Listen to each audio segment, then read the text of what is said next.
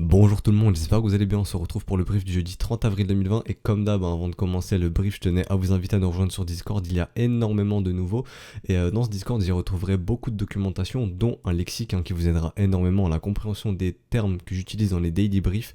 Vous êtes beaucoup en commentaire à me dire au début je comprenais rien, maintenant je comprends un peu mieux. Premièrement, je pense que c'est un petit peu grâce au lexique et puis à la suite des écoutes des briefs, vous commencerez un petit peu mieux à comprendre, mais voilà, ce lexique a été créé pour vous. Donc n'hésitez pas à nous rejoindre, hein, le lien est en description et dans les commentaires. Et il y a pas mal d'autres documentations dans le Discord qui sont à votre disposition et aussi échanger avec la communauté. On est plus du 1300, donc n'hésitez pas à venir faire un petit tour.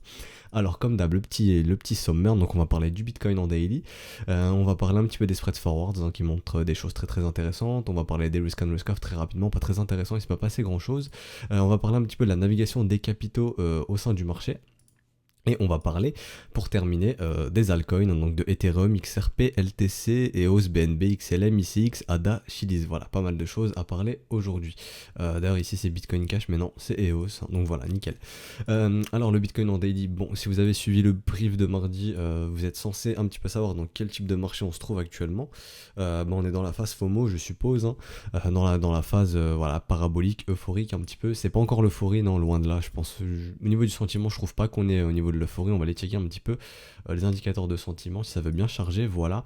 Donc voilà, le sentiment ici a l'air de rester assez bear. On était dans l'extrême peur, ici dans la peur, maintenant c'est neutre, donc vous voyez, on n'est pas dans le grid, hein, donc les gens voilà, sont euphoriques, on n'est pas encore dans cette euphorie, de ce que je vois. Surtout au niveau de l'order flow, mais ça j'y reviendrai après. On est plus dans un marché où les gens se disent putain, mais où est-ce que ce truc va top? Quand est-ce qu'il va se retourner pour qu'on puisse acheter plus bas? Et quand c'est ça, généralement le marché il aime bien quoi? Créer de la frustration et continuer de pumper, hein. Donc faut pas arrêter un TGV quand il est lancé. Pour le coup là oui c'est un TGV.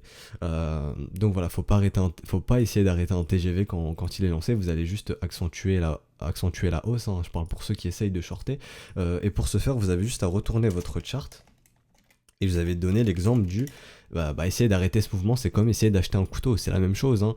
Ici c'est un couteau qui tombe, donc ici c'est une charte inversée, hein. C'est-à-dire que si le cours du BTC dump, c'est qu'en réalité il pump, ok. Et c'est la même chose, c'est ici vous essayez de rattraper un couteau, et vous regardez un petit peu au niveau des volumes, etc. Vous voyez que les volumes vendeurs ici sont croissants, on en parlait, mais ça j'y reviendrai après, sur la charte normale, mais vous voyez ici les volumes vendeurs sont croissants, William est dans son état d'enfoncement, donc ça j'y reviendrai aussi. Pour l'instant il n'y a pas de divergence de momentum qui sont confirmées, il n'y a rien qui nous indique que ce mouvement perd de sa force. Donc voilà, ici, si vous shortez ce mouvement, donc je vais repasser sur la charte normale, hein. Si vous shortez ce mouvement, vous essayez d'arrêter un TGV. Et le market maker, ce qu'il attend, c'est qu'une chose. Comme je vous avais montré mardi, pour moi, il n'y a pas d'intérêt acheteur sur BitMEX ou très peu, et ça coûte rien du tout au market maker de faire pumper ce marché. Chose qu'ils sont en train de faire, hein, ils font pumper le marché. Ils sont en train de frustrer un maximum de gens ici. Donc le marché pump, c'est un petit peu le scénario dont on avait parlé. Et cet intérêt n'est toujours pas présent. Regardez, vous voyez, le cours explose, mais l'open value diminue énormément. Donc oui, il diminue parce qu'il y a beaucoup de liquidation, mais si vous calculez, bon je le ferai pas là, mais personnellement je le faisais hier, je calculais un petit peu les liquidations avec la baisse de l'open value, et même en calculant la différence, il n'y a pas énormément de gens qui long, hein. Il y a peu de gens qui osent long, et il y a des pullbacks, hein, qui servent à sortir ces gens ici, hein. Vous voyez, pas mal de liquidations acheteuses, une dizaine de millions, donc voilà, ceux qui osent acheter se font sortir très rapidement. Donc voilà, c'est pourquoi, à mon sens, ça ne coûte pas cher au market maker de faire pumper, et on me demandait, oui, pourquoi ça coûte pas cher?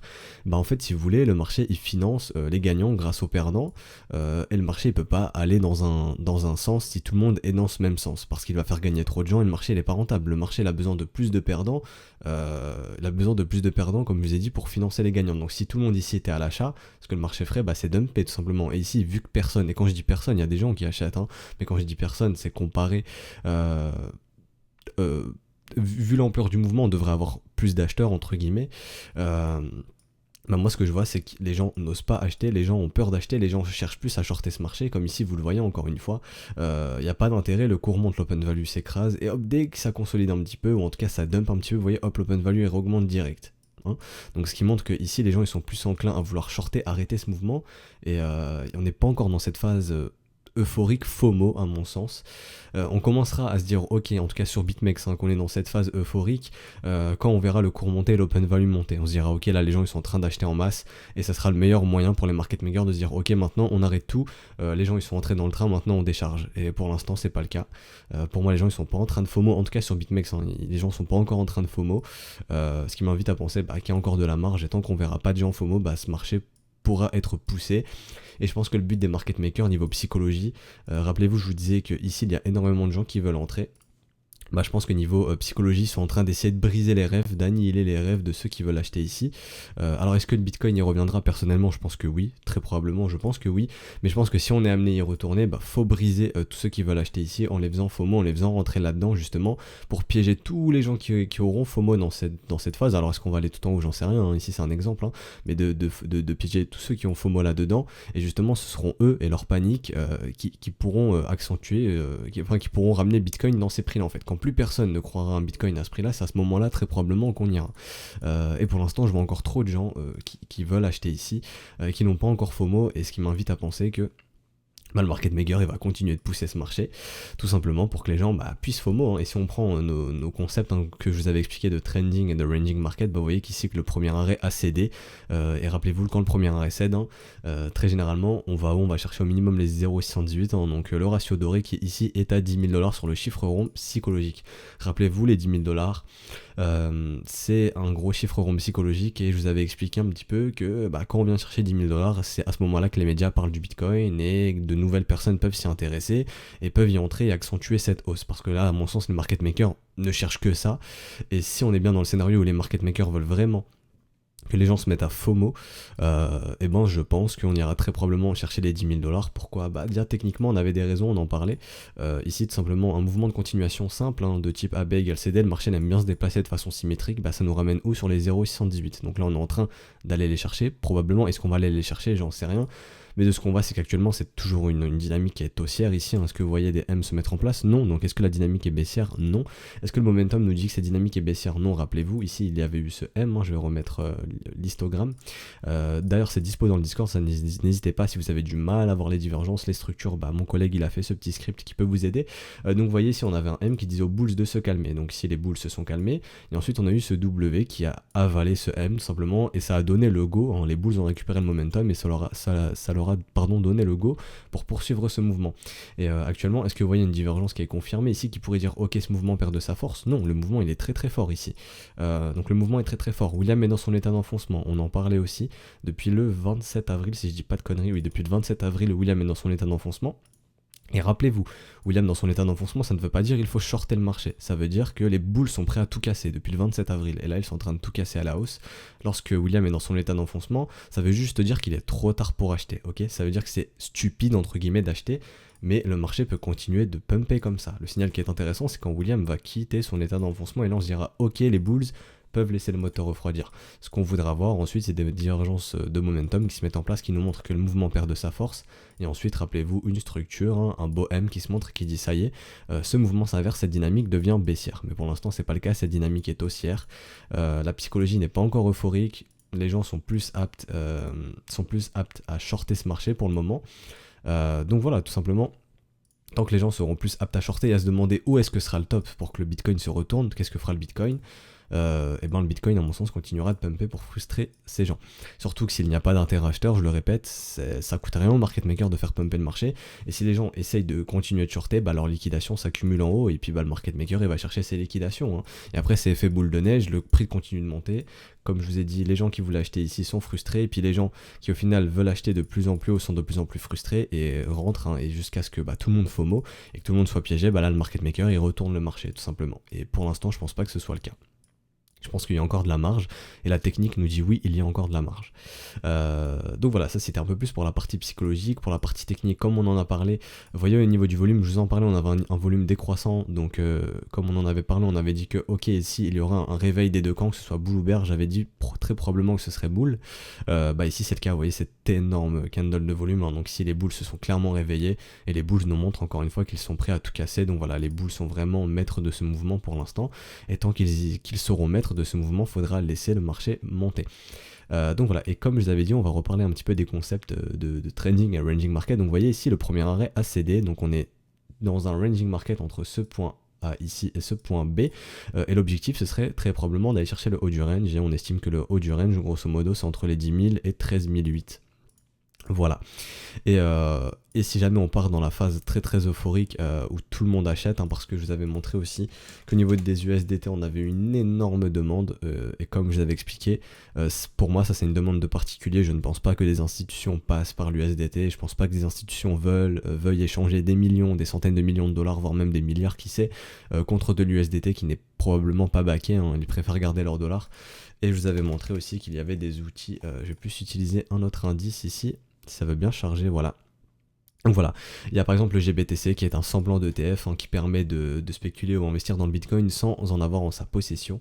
Je vous avais expliqué que Rothschild et JP Morgan pour leurs clients utilisent GBTC, donc voilà, des institutions peuvent spéculer sur le Bitcoin ou investir dans le Bitcoin sans passer par le spot price, donc sans avoir du USDT. Et il y a aussi d'autres méthodes, comme aller voir une ferme de mining et leur dire voilà, moi je veux 1500 Bitcoin et vous vous arrangez avec eux.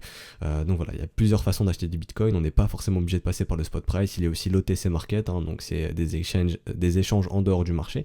Donc voilà, il y a plein de façons, et ce qui m'amène à penser que personnellement cette demande en USDT c'est une demande de particulier, surtout Coinbase avait communiqué que leur nombre d'utilisateurs mi-mars, fin mars avait énormément augmenté.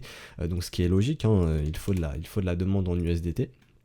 Et on est passé de 4 milliards 600 millions à 6 milliards 37 millions. TradingView n'actualise pas, mais les chiffres officiels, il me semble que c'est 7,3 milliards ou quelque chose comme ceci. Si jamais je vous retrouve ça, je vous mettrai ça dans le Discord. Mais hier, j'avais un petit tweet d'une personne justement qui regarde la capitalisation de Tether.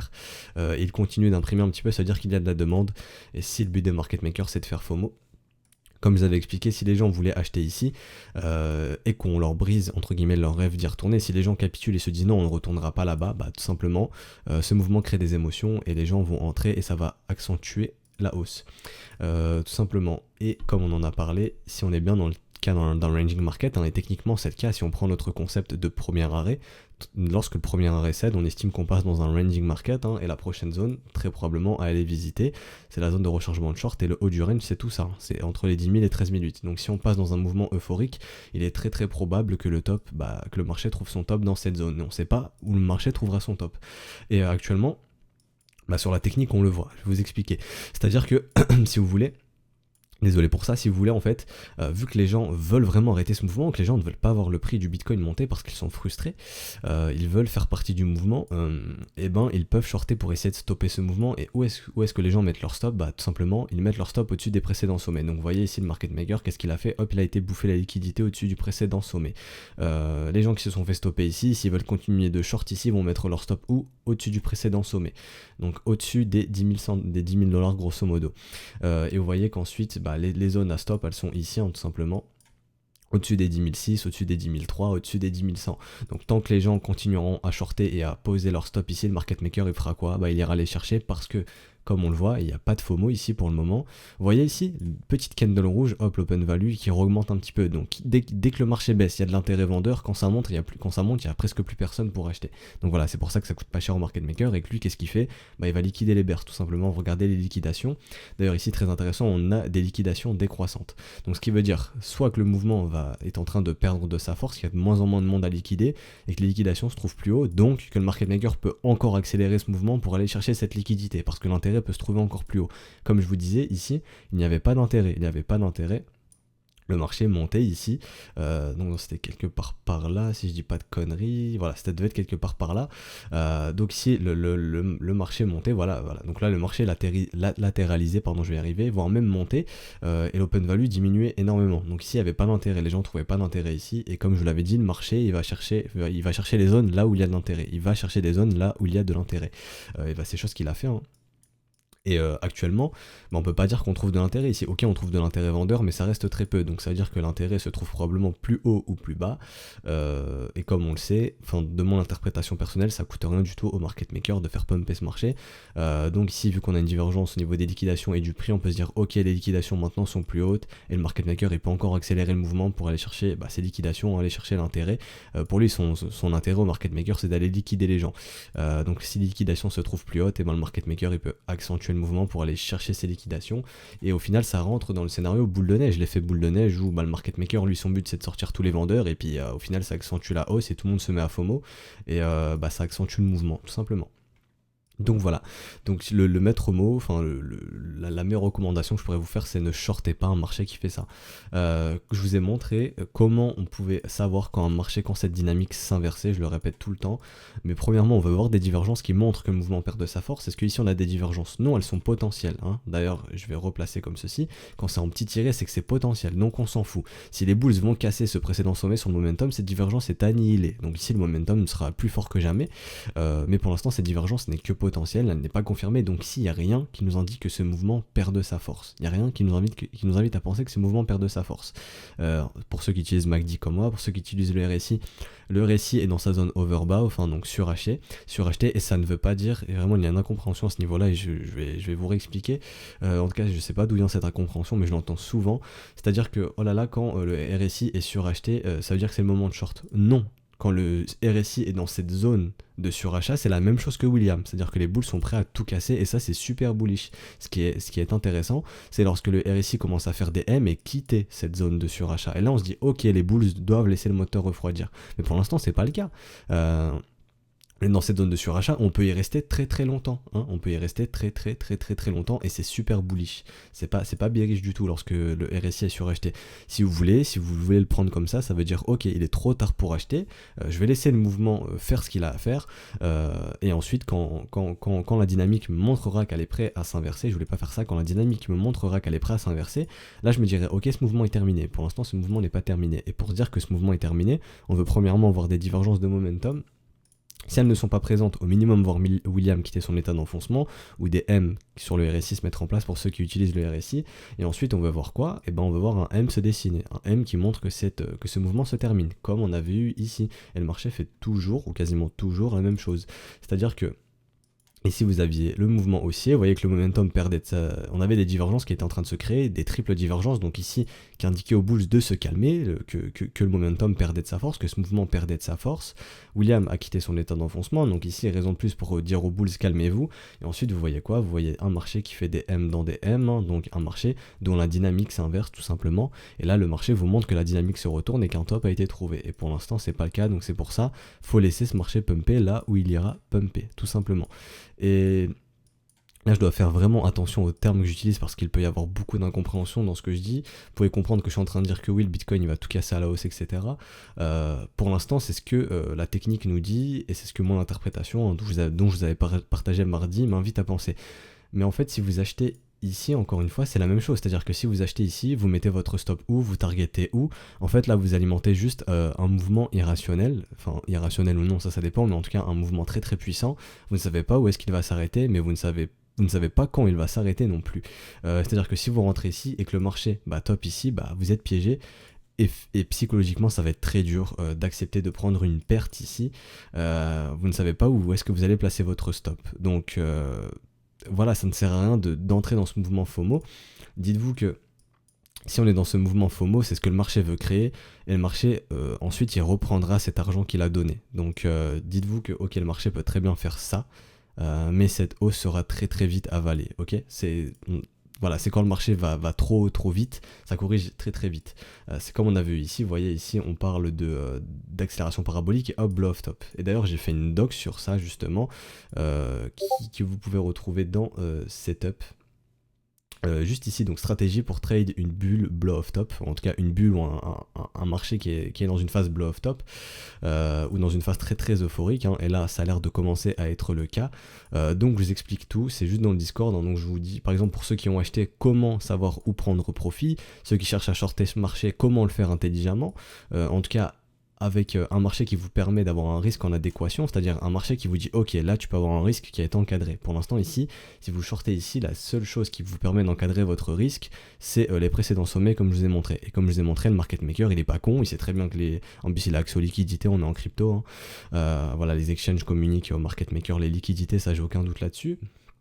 Donc voilà, les gens, qu'est-ce qu'ils sont en train de faire actuellement? Ils sont en train de dire, ok, je short et puis je place mon stop au-dessus des précédents sommets. Mais le market maker, il est pas bête. Il se dit, moi, ça me coûte rien de pumper ce marché. Donc allez-y, continuez de shorter ce marché. Moi, je viens vous bouffer vos liquidations. Et c'est comme ça que fonctionne le marché actuellement. Donc, comme j'explique dans la stratégie blow off top, ce qu'on veut voir, c'est ce genre de mouvement. Ensuite, la grosse réjection ici. Donc ici, on dégage tout le monde, hein. C'est-à-dire que ici, on va voir en gros lors de cette phase d'or, lors de la grosse accélération parabolique, l'open value explosé, on se dira ok, ça y est, là les gens ils sont chauds pour acheter, ils étaient pas chauds pour acheter ici, maintenant ils sont chauds pour acheter ici. Si on y va, bien entendu, vous voulez voir la grosse réjection, là, donc là des gros pics de liquidation acheteurs, hein, donc des 100 millions, 150 millions, 200 millions, qui sait où tout le monde se fait liquider. Et vous voulez voir ce gros mouvement. Et ensuite, vous voulez voir le petit retour en zone de rechargement qui vous montre si ce top est réel. C'est-à-dire que vous voulez voir ça, le marché qui fait ça, qui vient chercher sa zone de rechargement. Et là, on se dit, ok, si ce top ici est réel, eh ben les big boys qui ont shorté ce marché ici, ils vont se dire, ok, nous on redéfend cette zone et ils vont shorter ici. Et ensuite, le marché fait quoi? Il nous fait le M qui montre que la dynamique s'inverse. Mais tout ça, je l'explique dans la stratégie blow off top. N'hésitez pas à aller checker et ça peut vous aider si vous voulez shorter ce marché. Si vous voulez prendre vos profits, vous ne savez pas où prendre vos profits. Si vous êtes rentré dans ce train et que vous n'avez pas de plan, je vous invite justement à aller checker tout simplement cette doc que j'ai faite il y a pas mal de temps et là qui pourra vous servir plus que jamais, je pense. Mais en tout cas, techniquement, je vois vraiment rien de plus à dire, à part que on est probablement dans un ranging market entre ce point A et ce point B, que le marché, c'est très probable qu'il puisse venir chercher ce haut du range entre les 10 000 et les 13 008. On pourrait faire un petit exercice d'order flow. On va aller le faire, vous savez quoi? Allez hop, on va en profiter, on va aller sur BitMEX. Pourquoi BitMEX? Parce que c'est là où il y a le plus d'échanges à mon sens, hein, et que voilà, pour moi c'est le plus pertinent. Donc qu'est-ce que je vais faire? Je vais tout simplement aller checker dans le haut de ce range, donc je vais retracer un Fibo, pour se remémorer où est-ce qu'il est le haut du range. Hein. Si on est bien dans un ranging market, actuellement c'est le cas vu qu'on a cassé le premier arrêt, donc entre les 9900 sur BitMEX et les 13 900 $. Et on va checker un petit peu avec un fixed range, ça va nous permettre de savoir où est-ce qu'il a eu le plus de volume échangé. Hein. Donc on va prendre cette zone, voilà, on va prendre cette zone, je vais augmenter un petit peu. Donc non, voilà, c'est nickel. Donc là vous voyez que la zone, dans cette zone ici où il y a eu le plus de volume échangé, c'est la zone des 11 008.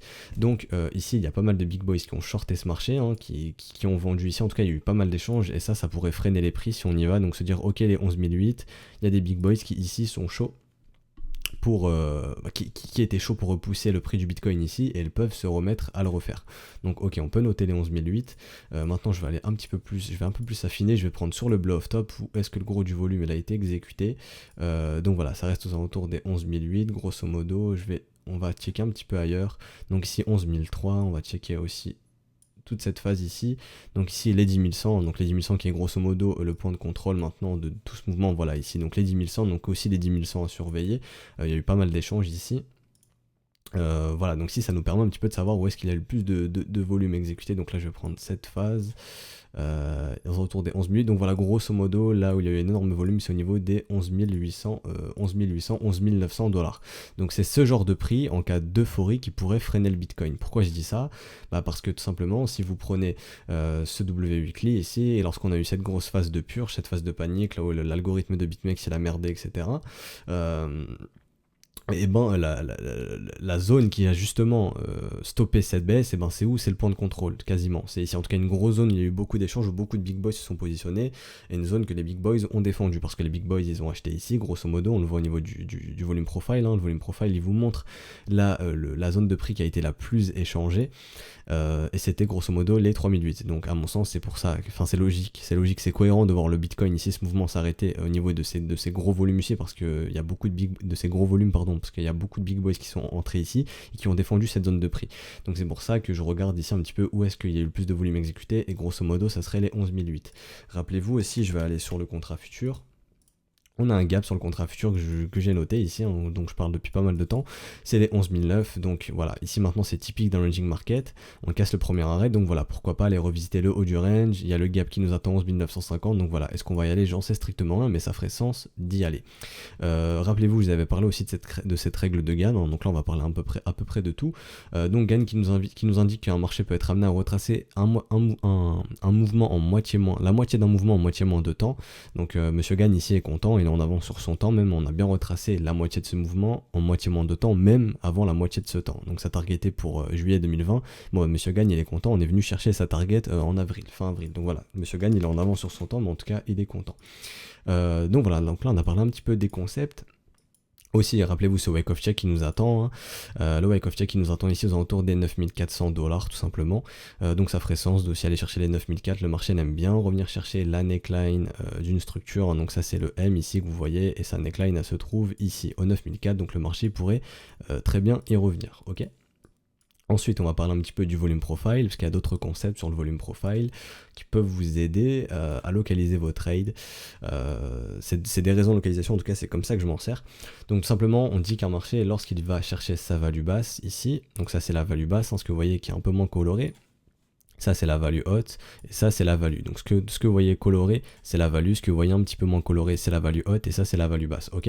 Donc on dit que lorsqu'un marché vient chercher sa value basse, qu'il réintègre la value avec 2 candles consécutives, il y a 80% de probabilité d'aller chercher la value haute. Alors 80% de probabilité, est-ce que c'est 80%? Bah, je vous invite à faire vos stats vous-même, hein. Voilà, je vous invite à faire vos stats vous-même, à tester.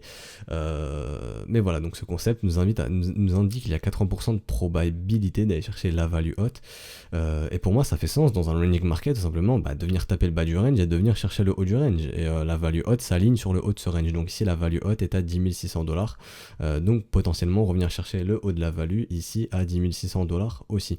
Donc voilà, mais quoi qu'il en soit, ce mouvement, à mon sens, il n'y a rien qui nous invite à penser que ce mouvement est terminé. Alors peut-être que le top est ici, hein, peut-être que le top est à 9300$, j'en sais strictement rien, mais en tout cas sur la chart, il n'y a rien qui nous indique que ce top a été trouvé, que cette dynamique est finie. Voilà, donc je pense que je vais m'arrêter là maintenant pour le BTC. On va pouvoir aller un petit peu en 4 heures. Donc voilà, on avait parlé de cette target de continuation, donc ce setup de continuation qui avait été déclenché par les bulls, hein, donc ici, lors de cette structure à mon sens, et qui targetait les 8009, hein. Bon bah maintenant c'est une target on a été chercher cette target, hein, donc je peux la supprimer, je peux supprimer ça aussi. Donc voilà, donc maintenant on est en zone de rechargement de short de ce mouvement, donc ça c'est la raison de localisation, donc c'est la raison, c'est juste une raison de localisation, ok. Rappelez-vous, je vous dirai toujours il faut trois raisons, pardon, la localisation, la confirmation momentum pardon, et la structure. Actuellement on a quoi? On a que la localisation, on est au-dessus de la zone de rechargement, c'est une localisation que j'accepte. On a la zone de rechargement, mais est-ce que ici vous voyez des divergences de momentum? Donc est-ce que ici on a une confirmation momentum quelconque? Non, le volume est toujours croissant, l'OBV est clairement croissant, le momentum ne montre aucun signe de faiblesse. William est dans son état d'enfoncement depuis aussi ici le 28 avril, hein, donc il montre que les boules sont prêts à tout casser, ils sont en train de tout casser. Donc est-ce que ici on a une confirmation momentum? Non. Est-ce qu'on a une structure qui montre que ce marché est prêt à se retourner? Non plus. Donc c'est pour ça qu'il est encore trop tôt pour short, mais trop tard pour acheter. Donc maintenant il faut laisser le marché faire le mouvement qu'il a à faire. En tout cas ça c'est en 4 heures. On va aller checker un petit peu en 1 heure. Donc ça je vais aller le faire sur Bitfinex d'ailleurs. Voilà, pour changer un petit peu, on avait parlé de choses. Donc ici, voilà, il y avait ce setup de continuation qui avait été déclenché, hein, donc les bulls, voilà, setup de continuation, les profits ont été pris pour ceux qui ont déclenché ce setup de continuation. On va checker un petit peu la dynamique interne en 1 heure, hein, donc les volumes qui sont clairement croissants. Donc ici, petite divergence au niveau des volumes, donc on peut se dire que ce mouvement, les bulls pourraient se calmer un petit peu, mais voilà, les bears ne se réveillent pas pour autant, donc pas d'inquiétude pour les bulls.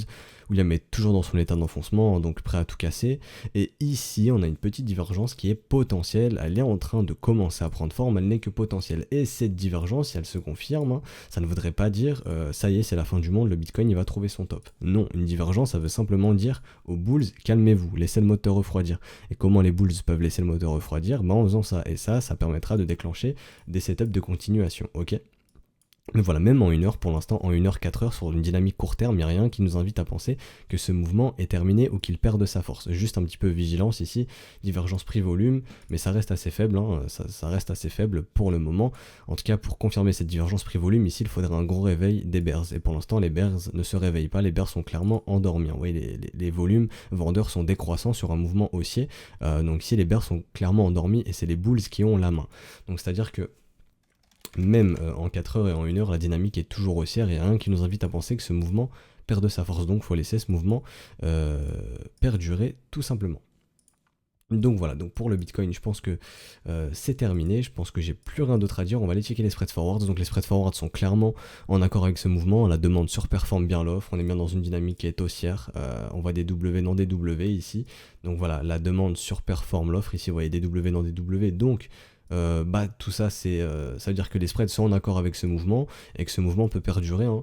On se dira que ce mouvement que les spreads ne sont plus en accord avec ce mouvement perd aussi de sa force, en tout cas qu'il se passe quelque chose entre la relation d'offre et de demande lorsqu'on se verra avoir des M sur les spreads et que le cours continue de monter. Là on se dira ok, l'offre elle reprend le dessus sur la demande et ce mouvement est potentiellement bientôt fini. Pour l'instant c'est pas le cas non plus au niveau des spreads, on a clairement des spreads haussiers sous compte en Go avec une dynamique haussière, on continue de faire des W, donc c'est bullish au niveau des spreads. Et là, on va parler justement de l'analyse intermarket, hein, qui permet de savoir comment naviguent les capitaux au sein même du marché, donc entre l'USDT, le Bitcoin et les altcoins. Et qu'est-ce qu'on voit sur le spread du USDT? On voit des M dans des M avec un spread négatif de moins 26 $. Donc ici, ça nous montre que les capitaux quittent l'USDT pour aller dans le Bitcoin et dans les alts, et ça traduit bien la phase dans laquelle nous sommes, dans la phase où toute cette demande en USDT ici, tous ces USDT qui ont été imprimés commencent à entrer dans le marché. Ça veut dire qu'à mon sens, ici, les particuliers sont en train de commencer à FOMO. Mais 2 milliards d'USDT, c'est énorme. Je ne sais pas si vous vous rendez compte, je vais vous remontrer, mais c'est la première fois qu'on a une aussi grosse impression, hein. Ici, on était passé par exemple de 4 milliards à 4 milliards 600 millions, etc. Mais ici, c'est la première fois que Tether imprime autant, c'est qu'il y a énormément de demandes, et ça peut vraiment alimenter un énorme mouvement.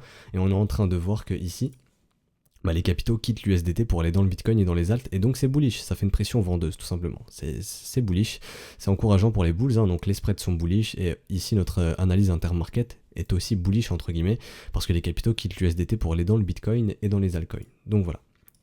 Au niveau des risk on risk off, on voit que les risk on sont toujours, les risk assets sont toujours en ce moment les assets un petit peu recherchés, hein. Le S&P poursuit sa hausse, le Bitcoin poursuit sa hausse, les obligations et le gold qui sont un petit peu en mode off, donc voilà, ça profite aux risk assets. Et voilà, est-ce que Bitcoin est toujours corrélé au S&P? Bon, si on entre vraiment dans l'autre phase parabolique euphorique, hein, c'est-à-dire que même si le S&P par exemple pourrait être amené à faire ça, le Bitcoin il pourrait poursuivre sa hausse tranquillement, ok? Donc voilà, mais je vois rien de plus à dire au niveau des risk assets. Donc je pense que j'ai tout dit sur le Bitcoin. Voilà, je vais me répéter, mais ne shortez pas un mouvement qui est comme ça, hein. Voilà, ça sert à rien, c'est comme si vous achetiez, vous étiez en train d'acheter un couteau, je vous remontre la charte inversée. Et voilà, c'est comme si vous étiez en train d'acheter un couteau, et un couteau quand ça tombe ça fait très mal, et ça pourrait tomber très vite comme ça tout simplement. Voilà, donc ça sert à rien d'acheter un couteau. Je vais aussi parler de la dynamique, parce que j'entends aussi beaucoup de choses à mon sens qui sont des bêtises, hein, qui disent que oui, si on break ce précédent sommet, la divergence si on break ce précédent sommet, la tendance sera inversée, ce sera une tendance haussière. Alors non. Non, ce sera pas une tendance haussière. Comment j'analyse une tendance? Moi je me sers de la dynamique tout simplement. Et jusqu'à preuve du contraire, la dynamique est baissière dans ce range, hein. Donc entre les 3100 et les 13800, la dynamique est baissière. Pourquoi? Parce qu'on voit des M-top avec des V-bottom.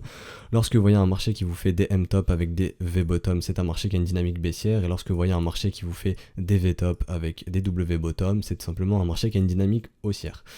Comme vous pouvez être dans une dynamique haussière ici, hein. Donc tu as un marché qui te fait voilà, des W dans des W avec des W bottom, et il te fait quoi? Il te fait des V-top. Ici V-top, ici V-top, V-top, V-top, voilà, vous avez compris la chose. Donc ça c'est une dynamique haussière, ça il n'y a pas de problème. Mais actuellement le Bitcoin pour moi il n'est pas dans une dynamique haussière, hein. Ça c'est très très important de le comprendre. Bitcoin n'est pas dans une dynamique haussière, il est dans un simple rallye contre tendance. Donc à mon sens, dire que si on break ce sommet ici, et si on break ce sommet on repasse dans une tendance haussière, à mon sens c'est faux. Pour moi la dynamique est toujours baissière, et ce qu'on veut voir pour retourner dans une dynamique haussière, c'est des creux et des sommets ascendants. C'est-à-dire qu'il faudrait idéalement revenir faire quelque chose comme ceci et se dire ok, break ce précédent sommet, là on se dira ok, on a posé un W bottom et on repasse dans une dynamique qui est haussière. Et pour l'instant cette dynamique n'est pas haussière, donc faites très attention. Si le Bitcoin revient dans cette zone, c'est très probablement dans cette zone qu'on trouvera un top. Ok, et si on break cette zone, je me répète, ça ne voudra pas dire que Bitcoin est dans une tendance haussière et que ici c'était le bottom, parce que ici, rappelez-vous ici c'est un V bottom, et les V sont amenés à être retestés, hein, et c'est pour ça qu'on pourrait être amené à revenir retester ce V, et c'est pour ça que je pense qu'on ira le retester. Mais si tout le monde attend qu'on revienne retester ce V, et tant que tout le monde s'y attendra, on n'y retournera pas. Donc c'est pour ça qu'à mon sens on a besoin d'accentuer ce mouvement pour que les gens se disent ok, on n'y retournera plus jamais là-bas, et c'est à ce moment qu'on y retournera, lorsque tout le monde sera entré dans ce mouvement. Mais voilà, pour moi à mon sens on est toujours dans une dynamique baissière, donc à mon sens les big boys vont poser un top dans cette grosse grosse zone ici entre les 13 008 et les 10 000. Je peux pas vous dire où. Comme on a vu au niveau de l'analyse au niveau de l'order flow, on peut se dire que ok, au niveau des 11 008, il y a eu de gros volumes échangés, qu'ici il y a eu pas mal de réjections comme je vous parlais mardi, des grosses mèches ici. Donc on peut se dire que ok, ici il y a des gros big boys qui ont posé un top, et on pourrait se dire que ok, cette zone va permettre de poser un nouveau top si on a une phase euphorique. Mais pour l'instant, on est toujours bien dans une dynamique qui est baissière, on est dans un simple rallye contre tendance, et ce qui me dira que ok, la dynamique s'inverse, c'est si on break ici les 13 008. Pourquoi ? Parce que ça nous ferait un énorme W weekly ici, et là on se dira ok, la dynamique est haussière. Donc voilà, pour les bulls, il faut casser les 13 008 pour reprendre une dynamique haussière. Pour l'instant, cette dynamique est toujours baissière, on est dans un simple rallye contre tendance, donc faites très attention à vous, même si on break ici les 10 006, les 10 004, ça ne veut pas dire que la tendance est haussière, je le répète, et le marché l'a prouvé juste avant d'ailleurs, je viens de m'en rendre compte. Ici, rappelez-vous, on fait des M-top, donc des M dans des M, on pose des tops avec des M, et on pose des bottoms avec des V. Et ici, on a bien été cassé ce précédent sommet ici, mais vous voyez que le marché n'est pas repassé dans une tendance haussière. Bah non, parce que ici, c'était la même psychologie. C'est-à-dire que ici, tout le monde était en train de shorter, d'essayer de se dire putain, où est-ce que le Bitcoin il va top. Donc le market maker, il faisait quoi ? Bah il a été bouffé les stops jusqu'où il pouvait les bouffer. Et du coup, il a été bouffé les stops au-dessus du précédent sommet, juste ici. Tout simplement. Il a été bouffé les stops au-dessus du précédent sommet. Et c'est ce qui fait qu'actuellement, on est dans la même phase, à mon sens, que les gens se disent putain, mais où est-ce que ce marché va top, et qu'ils sont en train de poser leur stop au-dessus des précédents sommets. Donc c'est pour ça que le BTC pourrait aussi être amené à aller bouffer ses précédents sommets pour aller bouffer les stops. Et qu'est-ce qui a fait qu'on n'est pas parti dans une phase euphorique ici ? Parce qu'il y avait plus d'intérêt acheteur déjà sur BitMEX, donc ça a coûté un petit peu de l'argent au market maker de faire pumper ce marché, et surtout qu'on n'avait pas eu autant d'impression Tether, il n'y avait pas autant de demandes qui pouvaient entrer dans ce marché. Et je pense que maintenant les market makers en sont conscients et que c'est leur but de faire FOMO tous ces gens, tout simplement, et que des big boys vont se servir de toute cette liquidité, de tous ces gens qui vont FOMO. Si on entre dans une phase FOMO, je dis qui vont, mais j'en sais rien, je sais pas ce qu'il va faire le marché, je suis pas market maker, je vous rassure. Mais voilà, si jamais on est amené à avoir une phase FOMO, et les big boys peuvent se servir de toute cette liquidité, toute cette demande en USDT pour se dire ok, maintenant on pose nos filets. Donc eux par exemple, ils peuvent se dire ok, nous on pose les filets, on pense nos ordres de profit, nos ordres de short ici, et tout ce qui vient ici, les gens sont coincés dans les filets, et ensuite les big boys ils posent le top, et hop, le market maker il fait quoi ? Il se charge d'aller liquider tous ceux qui sont rentrés là-dedans. Donc voilà, faites très attention à vous. Et je pense que pour le Bitcoin, je vais m'arrêter là, j'ai un petit peu trop blablaté. Je pense qu'on a parlé de pas mal de choses, mais je le répète une dernière fois, trop tard pour acheter et encore trop tôt pour short. Voilà. Donc on va pouvoir passer à la navigation des capitaux. Donc on voit que lorsqu'il y a une forte volatilité du Bitcoin, les capitaux vont dans le Bitcoin, en tout cas les capitaux quittent les altcoins. Donc ici on a une petite candle rouge, donc là on voit clairement que les capitaux rentrent plus dans le Bitcoin que ça rentre dans les alts sur ce mouvement maintenant. Donc c'est normal, lorsqu'il y a une grosse volatilité sur le Bitcoin, c'est ce qu'on constate très souvent. Mais cependant la dynamique est toujours haussière ici, on a bien W weekly, donc ici il n'y a rien qui nous indique que cette dynamique est baissière et que les alts vont se faire surperformer par Bitcoin. Moi ça m'indiquera que ok, les alts, ce bottom n'était pas réel, que les alts ne vont pas surperformer Bitcoin si on casse ici ce bottom. Tant qu'on ne casse pas ce bottom, pour moi on est toujours dans une dynamique qui est haussière. Faudra se poser des questions si ce M ici se met en place, on se dira ok, là ça commence à sentir mauvais, mais je serais prêt à dire que ok, les alts ne surperformeront pas Bitcoin si on vient casser ce bottom ici. Pour l'instant, ce n'est pas le cas. Donc, à mon sens, au cours des prochains trimestres, les altcoins surperformeront très probablement Bitcoin. Donc maintenant, on va parler justement des altcoins. Donc Ethereum, où est Ethereum ? Ethereum est dans sa zone de rechargement de short. D'ailleurs, je peux aussi vous placer ce Fibo maintenant. On va le remettre en place. Donc ici, ça c'est la zone de rechargement de short comme le Bitcoin, donc de ce ranging market ici. Pourquoi ? Parce qu'on a bien cédé le premier arrêt. Donc Ethereum, il pourrait très bien aussi en cas de phase euphorique sur BTC, il le suivra très probablement. Et en cas de phase euphorique, on se dira que ok, le haut du range c'est entre les 258 et les 360 $. Donc si le mouvement s'accentue sur BTC, il s'accentuera aussi sur Ethereum.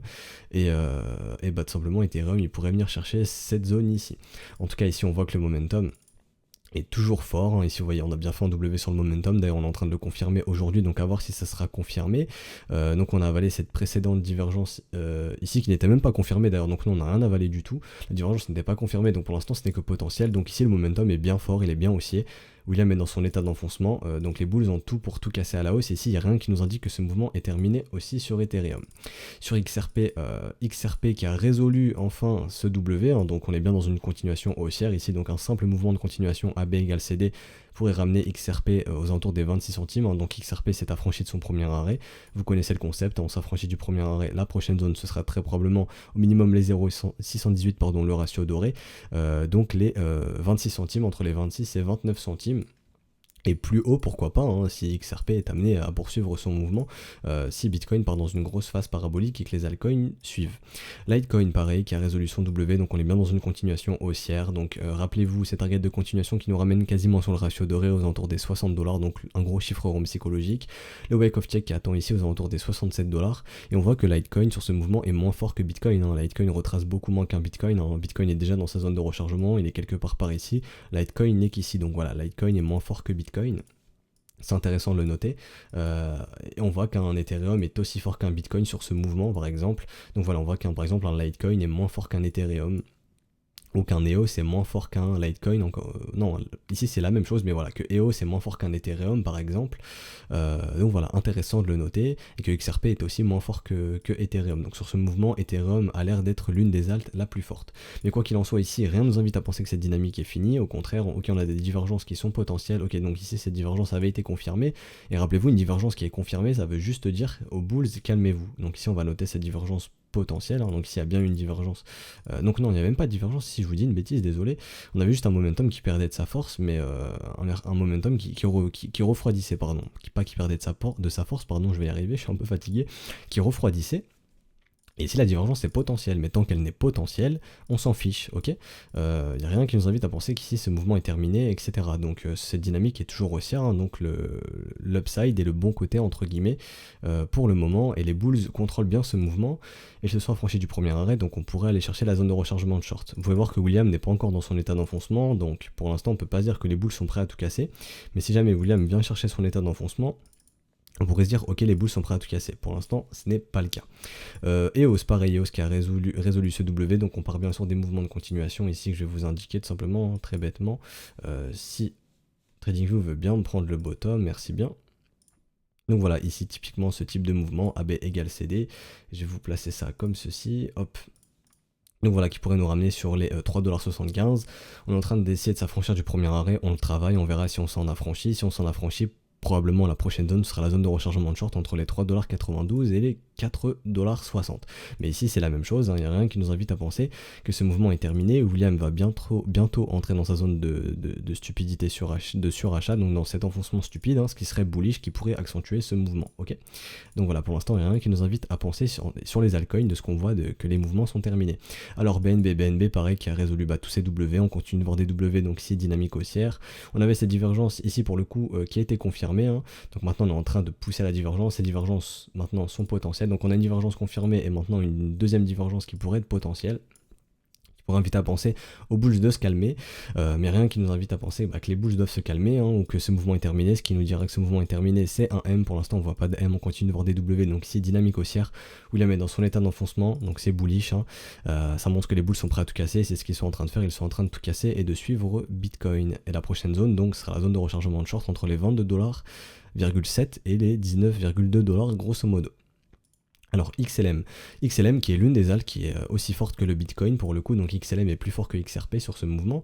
Donc XLM qui avait aussi, pardon, je vais y arriver, désolé, résolu ce W, donc on est venu chercher la target de continuation ici à 7 centimes grosso modo. Maintenant on est dans la zone de rechargement de short. Est-ce que ici ce mouvement est en train de perdre de sa force? Pour l'instant non, hein, cette divergence ça n'est que potentiel, encore une fois. D'ailleurs est-ce qu'on va chercher un nouveau plus haut? On va aller checker ça. Donc non, ici le momentum est au même niveau, mais voilà, ici il n'y a rien qui nous invite à penser que ce mouvement est terminé. William est dans son état d'enfoncement sur XLM depuis le 22 avril, donc depuis le 22 avril les bulls sont prêts à tout casser, chose qu'ils sont en train de faire. Donc ici il n'y a rien qui nous invite à penser que ce mouvement est terminé, donc faut le laisser continuer ce mouvement. Alors ICX pareil, ce W a été résolu, hein, donc continuation haussière. Alors ici, target de continuation qui nous ramènerait à 35 centimes.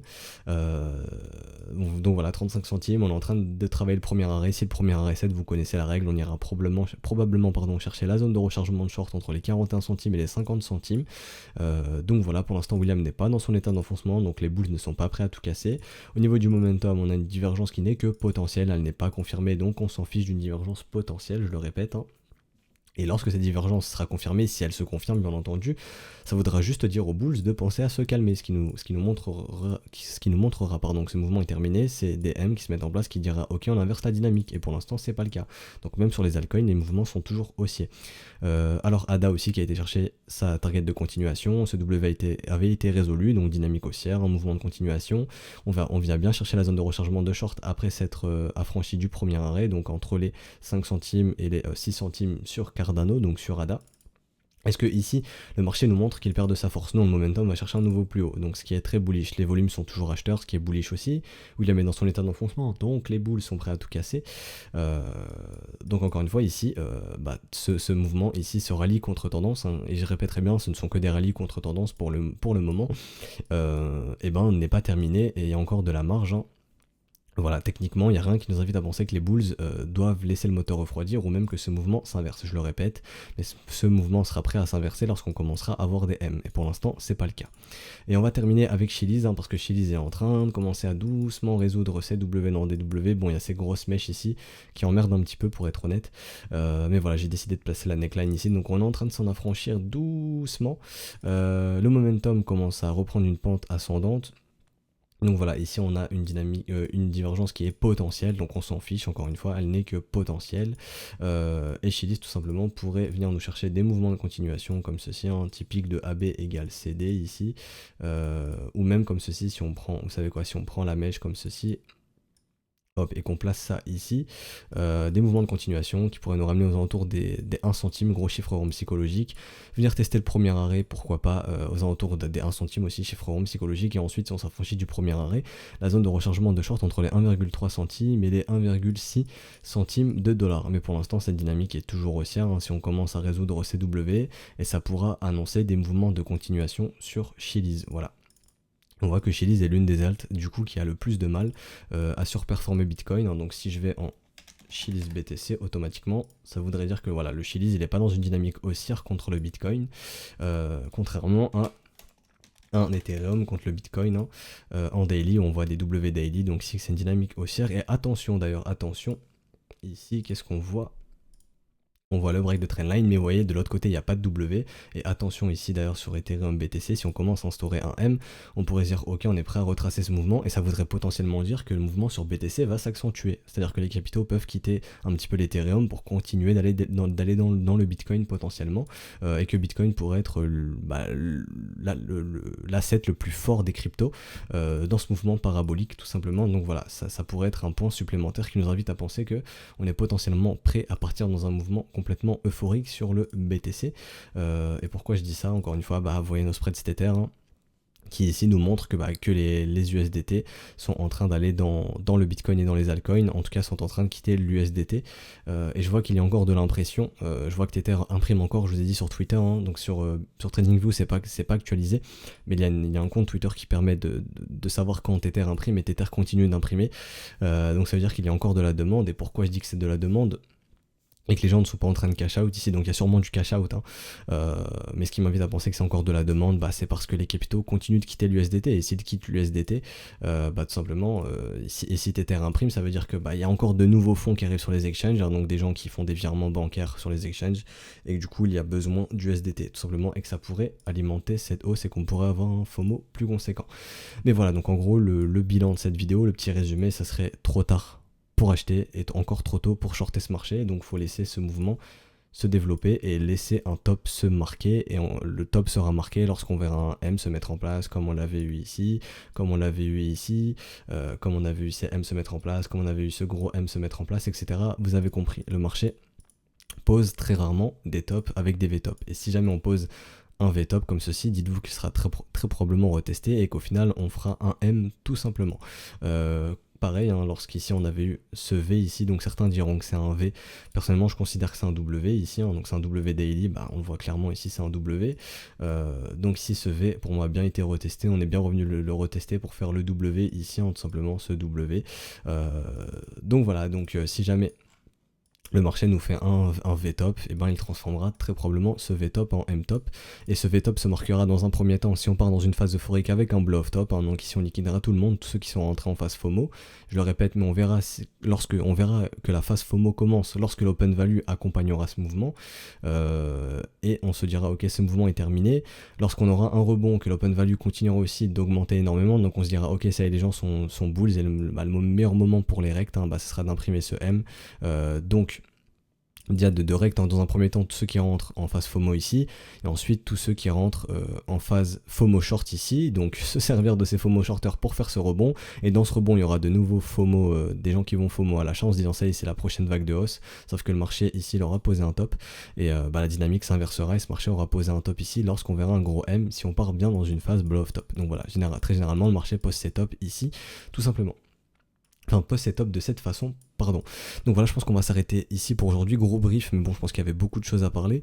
Si ça vous a plu, n'hésitez pas à vous abonner, à liker, à commenter. Vous savez, c'est le meilleur moyen de récompenser, tout simplement. Voilà, donc moi, je vous souhaite une excellente journée. On se retrouvera donc très probablement demain, hein, si le marché continue d'être dans cette phase ascendante et qu'il continue de prendre, que le mouvement continue d'augmenter sa force, tout simplement, que le TGV continue d'aller plus vite, tout simplement. Donc voilà, je vous souhaite une excellente journée. Faites très attention à vous et on se retrouve donc demain. Allez, ciao tout le monde.